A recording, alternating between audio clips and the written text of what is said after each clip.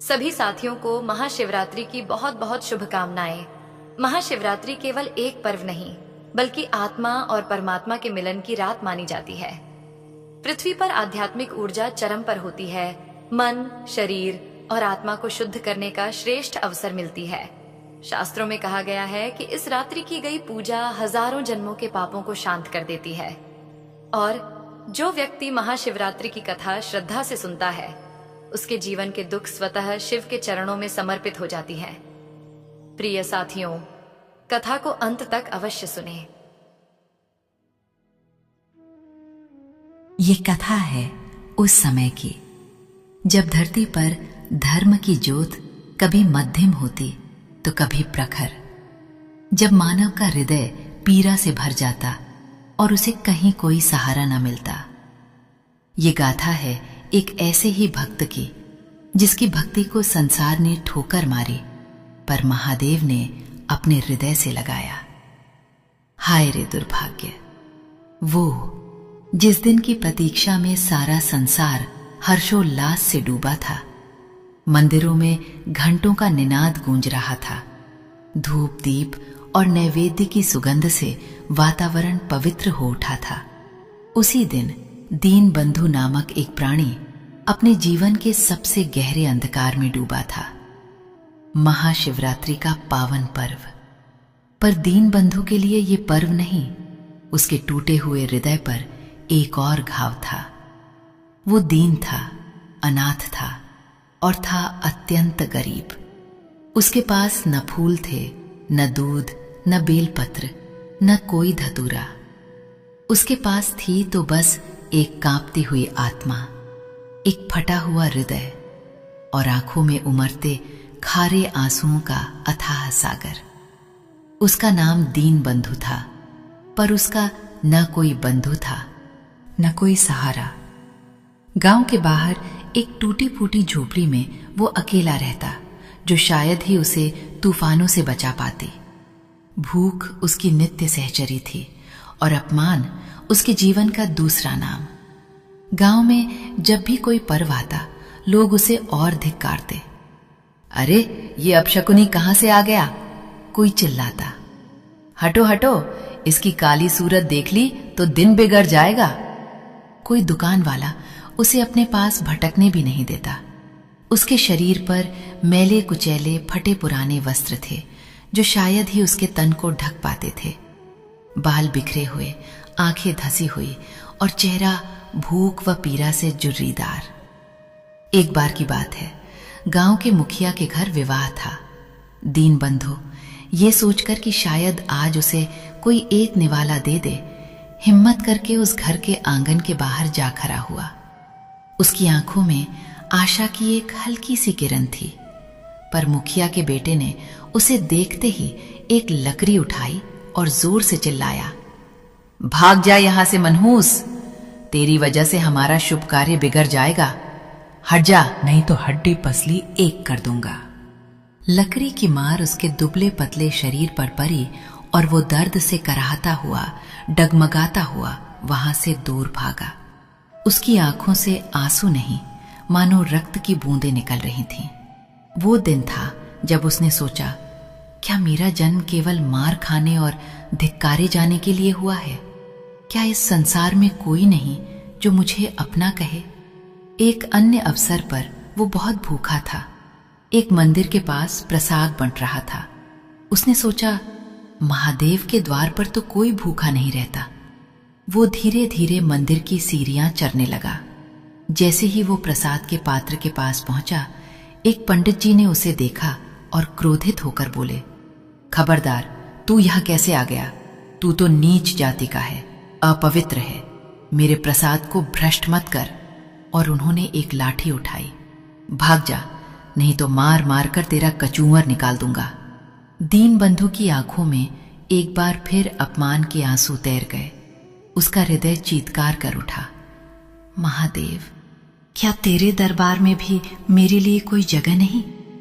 क्या मेरी भूख, मेरी पीड़ा, मेरी भक्ति सब व्यर्थ है? वो बिना प्रसाद लिए सिर झुकाए उस पवित्र स्थान से भी दुत्कार कर भगा दिया गया। उसके मन में हजारों प्रश्न उठते जिनका कोई उत्तर न था। उसका मन एक टूटा हुआ शीशा था जिसमें हर दिन अपमान और उपेक्षा की चोट से और दरारें पड़ती जा रही थीं। उसका भाग्य उसे हर जगह से ठुकरा देता। वो काम मांगने जाता तो लोग उसे अकर्मण्य, चोर और नीच कहकर भगा देते। कभी कभी तो लोग उसे बेवजह पीट देते, सिर्फ इसलिए कि वो गरीब था, अकेला था और कोई उसका पूछने वाला नहीं था। वो अक्सर रात के अंधेरे में अपनी झोपड़ी के बाहर बैठकर रोता रहता। हे महादेव, तूने मुझे क्यों बनाया? क्यों दिया मुझे ये जीवन जिसमें केवल पीड़ा और अपमान भरा है? क्या मेरा कोई अपराध है? क्या मैं तुझसे इतना भी नहीं मांग सकता कि एक पल के लिए ये दुख थम जाए? उसके आंसू, उसकी आहें, उसकी चीखें सब उस वीरान रात की हवा में विलीन हो जाते। कोई सुनने वाला न होता। और आज महाशिवरात्रि थी। गांव के मंदिर से भजन कीर्तन की ध्वनि आ रही थी। लोग नए वस्त्र पहने, हाथों में पूजा के थाल लिए मंदिर की ओर जा रहे थे। दीनबंधु अपनी जीर्ण शीर्ण झोपड़ी में बैठा बाहर चमकते दीपों और मंत्रोच्चार की ध्वनि को सुन रहा था। उसके हृदय में एक अजीब सी कसक उठ रही थी। सबके पास कुछ है अर्पित करने को, फूल, दूध, फल। मेरे पास क्या है? मेरा तो ये टूटा हुआ मन ही मेरा सब कुछ है। उसके मन में एक विचार कौंधा। आज तो महादेव का महापर्व है। क्या आज भी वे मुझे अपने द्वार से धिक्कार देंगे? नहीं, आज मैं जाऊंगा, चाहे कुछ भी हो जाए। मैं अपने महादेव के सामने जाकर अपनी व्यथा कहूंगा। उसने अपने फटे पुराने कपड़े कसे जो पहले से ही तार तार थे। उसके पैर लरखरा रहे थे। पेट में भूख की आग जल रही थी, पर उसके हृदय में एक अजीब सी शक्ति उमड़ रही थी, शिव के प्रति अनन्य भक्ति की शक्ति। वो धीरे धीरे कांपते कदमों से गांव के मुख्य शिवालय की ओर बढ़ा। रास्ते में कई लोगों ने उसे देखा। किसी ने मुंह फेर लिया, किसी ने भाग यहां से कहकर डांट दिया, पर दीनबंधु ने किसी की ओर नहीं देखा। उसकी आंखों में केवल मंदिर का शिव शिखर था। जैसे तैसे वो मंदिर के गर्भगृह तक पहुंचा। अंदर उत्सव का माहौल था। भक्तों की भीड़ थी। कोई दूध चढ़ा रहा था, कोई जल, कोई बेलपत्र। पंडित जी ऊंचे स्वर में मंत्रोच्चार कर रहे थे। दीनबंधु एक कोने में भीड़ से दूर शिवलिंग के ठीक सामने घुटनों के बल बैठ गया। वो इतना थक चुका था, इतना टूट चुका था कि उसके पास कुछ कहने की शक्ति ही नहीं थी। उसके पास न फूल थे न दूध, सिर्फ टूटा हुआ मन और सच्चे आंसू। उसकी आंखें शिवलिंग पर टिकी थीं। धीरे धीरे उसकी आंखों से आंसुओं की धारा बह निकली, पहले धीमी फिर तीव्र। वे आंसू उसके गालों से होते हुए उसकी दाढ़ी में और फिर मिट्टी पर गिरने लगे। वो सिसकने लगा। उसकी सिसकियां धीरे धीरे रुदन में बदल गईं। वो फूट फूट कर रोने लगा। अपनी सारी पीड़ा, सारा अपमान, सारा दुख उन आंसुओं में घोलकर शिवलिंग के चरणों में अर्पित कर रहा था। उसके होंठ कुछ कह नहीं रहे थे, पर उसका हृदय चीत्कार कर रहा था। हे मेरे महादेव, हे मेरे नाथ, तू जानता है मेरे पास कुछ नहीं है। आज मेरे ये आंसू ही मेरा अभिषेक है। मेरा ये टूटा हुआ मन ही मेरा बेलपत्र है। मेरी ये करुणा ही मेरा पुष्प है। स्वीकार करो मेरे प्रभु, मेरी इस अभागी आत्मा को स्वीकार करो। वो बिना किसी संकोच के, बिना किसी भय के अपनी सारी वेदना उस पवित्र शिवलिंग के सामने उड़ेल रहा था। उसका शरीर कांप रहा था, हृदय फट रहा था। उस क्षण उसे संसार की कोई सुध नहीं थी, बस उसका महादेव था और उसकी अनकही पीड़ा। उसकी आंखों से बहते आंसू, जिन्हें दुनिया ने कभी एक बूंद भी महत्व नहीं दिया था, आज शिवलिंग को अभिषेक कर रहे थे। उसकी हर सिसकी, हर आह मानो महादेव को पुकार रही थी। उसी क्षण कैलाश पर श्वेत हिम मंडित शिखर पर माता पार्वती और भगवान शिव विराजमान थे। शिव अपने ध्यान में लीन थे और माता पार्वती अपने प्रिय स्वामी की सेवा में तत्पर थीं।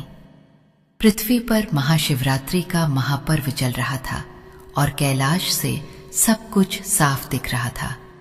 माता पार्वती ने देखा पृथ्वी पर मंदिरों में भक्तगण धूमधाम से पूजा अर्चना कर रहे हैं। वे प्रसन्न हुई। तभी उनकी दृष्टि एक छोटे से अंधेरे से कोने में बैठे एक प्राणी पर पड़ी।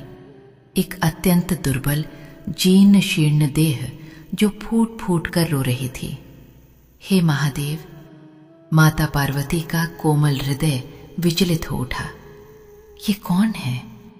ये प्राणी इतना दुख क्यों भोग रहा है? इसकी ये करुण पुकार मेरे हृदय को भी विदीर्ण कर रही है। भगवान शिव ने धीरे से अपनी आंखें खोली। उनकी दृष्टि भी उस दीनहीन भक्त पर पड़ी। उन्होंने एक पल के लिए अपने मुख पर एक हल्की सी मुस्कान धारण की, जैसे वे पहले से ही सब जानते हों। माता पार्वती ने देखा कि उस भक्त के पास न तो कोई सामग्री है, न कोई पुष्प, न कोई जल। वो बस अपने आंसू बहा रहा था। नाथ, ये कैसा भक्त है? इसके पास कुछ नहीं है, फिर भी इसकी भक्ति में ऐसी आग है कि मेरे रोम रोम को जला रही है। इसके आंसुओं में इतनी पीड़ा है कि मेरा हृदय पिघला जा रहा है। हे स्वामी, क्या ये उचित है कि आपका इतना सच्चा भक्त इतनी वेदना सहे? इसे तो लोगों ने हर जगह से दुत्कार दिया है, डांट कर भगा दिया है। इसकी हर आह में आपके लिए इतनी लगन है। मैं इसे इस अवस्था में नहीं देख सकती। मेरी आंखों में आंसू आ रहे हैं। प्रभु, कृपा कीजिए मेरे स्वामी, इसे दर्शन दीजिए, इसे अपनी शरण में लीजिए। माता पार्वती का स्वर करुणा से भीग गया था। उनकी आंखों में भी आंसू छलक आए थे। महादेव ने माता की ओर देखा। उनके चेहरे पर असीम प्रेम और शांति थी। देवी, तुम तो जगन माता हो। तुम्हारी करुणा से ही ये सारा संसार चलता है। तुमने ठीक कहा, इसकी भक्ति में कोई कमी नहीं। संसार इसे नहीं पहचान पाया, परंतु मेरी दृष्टि से कुछ भी अदृश्य नहीं। इसकी हर चोट, हर अपमान, हर आंसू मेरे हृदय पर लगा है। भगवान शिव ने एक गहरी सांस ली। इसका हृदय शुद्ध सोने का है। जिसने इतनी ठोकरें खाई हैं, फिर भी मुझ पर से विश्वास नहीं खोया। यही सच्ची भक्ति है पार्वती, जो विपरीत परिस्थितियों में भी अटल रहे। आओ, हमें इस भक्त को दर्शन देने होंगे। इसका समय आ गया है। कैलाश के हिमशिखर से भगवान शिव और माता पार्वती ने पृथ्वी की ओर प्रस्थान किया। उनकी उपस्थिति से वातावरण में एक अद्भुत ऊर्जा का संचार हुआ। मंदिर में जहां दीन बंधु रो रहा था, वहां एक क्षण के लिए सन्नाटा छा गया। दीपों की लौ और प्रज्वलित हो उठी और हवा में एक अनुपम सुगंध भर गई, जो किसी फूल की नहीं बल्कि दिव्यता की थी। दीन बंधु, जो अभी भी अपने आंसुओं में डूबा था, उसने महसूस किया कि उसके चारों ओर एक अद्भुत शीतलता और शांति छा गई है। उसकी रुदन मंद पड़ गई और उसने धीरे से अपनी आंखें खोली। उसने देखा उसके ठीक सामने जहां शिवलिंग था, वहां एक अलौकिक प्रकाश फैल रहा था। उस प्रकाश के मध्य उसने दो दिव्य आकृतियां देखीं। एक थे शंख के समान गौर वर्ण वाले, त्रिशूलधारी, जटाजूट में गंगा को धारण किए, चंद्रकला से सुशोभित नीलकंठ, मृगछाला धारण किए योगेश्वर भगवान शिव, और उनके वाम भाग में सौंदर्य और करुणा की प्रतिमूर्ति, आभूषणों से सुसज्जित, कमल के समान नेत्रों वाली साक्षात आदि शक्ति माता पार्वती। उनके मुखमंडल पर दिव्य तेज था। उनकी मुस्कान में ब्रह्मांड का सार समाया हुआ था। दीन बंधु की आंखों में ये अद्भुत दृश्य देखकर पहले तो अविश्वास कौन था। क्या ये स्वप्न है? क्या भूख और पीड़ा से उसका मन भ्रमित हो गया है? उसने अपनी आंखें मली, पर वे दिव्य रूप ज्यों के त्यों खरे थे। उसके हृदय की धड़कनें तेज हो गईं। उसके पूरे शरीर में एक अद्भुत ऊर्जा का संचार हुआ, जैसे वर्षों की थकावट, पीड़ा और अपमान एक पल में ही धुल गए हों। उसने देखा भगवान शिव के नेत्रों में उसके लिए असीम करुणा थी और माता पार्वती की आंखों में ममता की एक अद्भुत धारा बह रही थी। वो कांप उठा। उसके होंठ खुले पर एक शब्द भी नहीं निकला। वो अपने घुटनों पर ही था और फिर धीरे धीरे उसने अपने आप को भूमि पर गिरा दिया, दंडवत प्रणाम करने के लिए। उसकी आंखों से अब आंसू नहीं बल्कि आनंद और कृतज्ञता के अश्रु बह रहे थे। उसके जीवन में पहली बार किसी ने उसे सम्मान दिया था, किसी ने उसकी पीड़ा को समझा था। उसके आराध्य स्वयं उसके सामने खड़े थे। भगवान शिव ने अपने एक हाथ से आशीर्वाद की मुद्रा बनाई और उनकी गंभीर शांत वाणी वातावरण में गूंज उठी, जिसने दीन बंधु के हृदय को भीतर तक छू लिया। उठो मेरे भक्त। दीन बंधु, तुमने अपनी भक्ति से आज कैलाश को भी हिला दिया है। तुम्हारे आंसुओं में जो शुद्धता है, जो सत्यता है, वो संसार के किसी भी चरावे से कहीं अधिक मूल्यवान है। संसार ने तुम्हें दुत्कारा, तुम्हें अपमानित किया, पर तुमने मुझ पर से विश्वास नहीं खोया। तुम्हारी यही अटल श्रद्धा, यही अटूट प्रेम मेरी सबसे प्रिय पूजा है।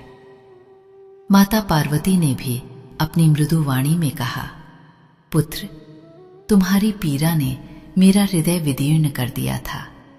तुम्हारे हर आंसू में मैंने स्वयं को देखा है। आज से तुम्हारे सारे दुख समाप्त होते हैं। तुम्हारी भक्ति के बल पर तुम्हें वो सब मिलेगा जो तुमने कभी सोचा भी ना होगा। दीन बंधु ने धीरे धीरे अपना सिर उठाया।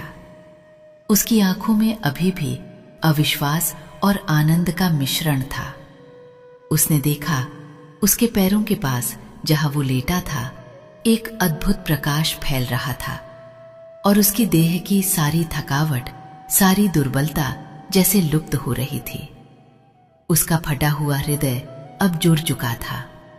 उसके सारे दुख, सारे घाव भगवान के एक वचन से भर चुके थे।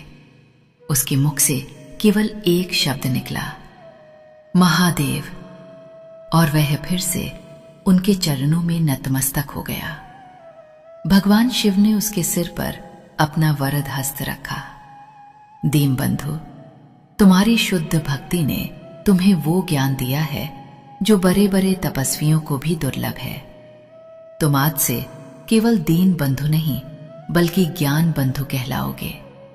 तुम्हारी वाणी में सत्य होगा, तुम्हारे हृदय में प्रेम होगा और तुम्हारा जीवन संसार के लिए एक मार्गदर्शक बनेगा। तुम्हारी दरिद्रता का अंत होता है, पर यह मत भूलना कि सच्ची संपत्ति ज्ञान और भक्ति ही है।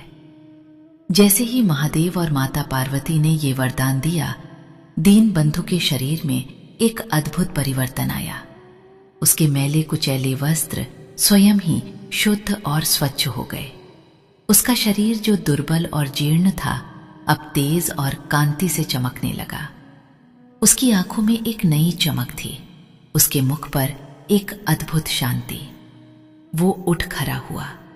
उसके चारों ओर खड़े अन्य भक्तगण जो इस अद्भुत दृश्य के साक्षी बने थे, स्तब्ध थे। वही दीनहीन जिसे वे हर दिन दुत्कारते थे, आज साक्षात महादेव और माता पार्वती के समक्ष दिव्य रूप में खड़ा था। वे सब आश्चर्यचकित और भयभीत थे। कई लोगों ने अपनी गलतियों का प्रायश्चित करने के लिए उसके चरणों में गिरने का प्रयास किया, पर दीन बंधु ने उन्हें रोक दिया। दीन बंधु ने मुड़कर उन लोगों की ओर देखा जिन्होंने उसे कभी ताना मारा था, डंडे से भगाया था उसकी आंखों में न क्रोध था न प्रतिशोध, केवल असीम करुणा थी। उसने हाथ जोर कर कहा, मेरे बंधुओं, आप सबने जो कुछ भी किया वो केवल आपकी अज्ञानता के कारण था। मैं आप सबसे क्षमा मांगता हूं यदि मेरी उपस्थिति से आपको कभी कोई कष्ट हुआ हो। उसकी वाणी में ऐसी विनम्रता और दिव्यता थी कि सुनने वाले मंत्रमुग्ध हो गए। भगवान शिव और माता पार्वती अपने भक्त को आशीर्वाद देकर धीरे धीरे उस दिव्य प्रकाश में विलीन हो गए।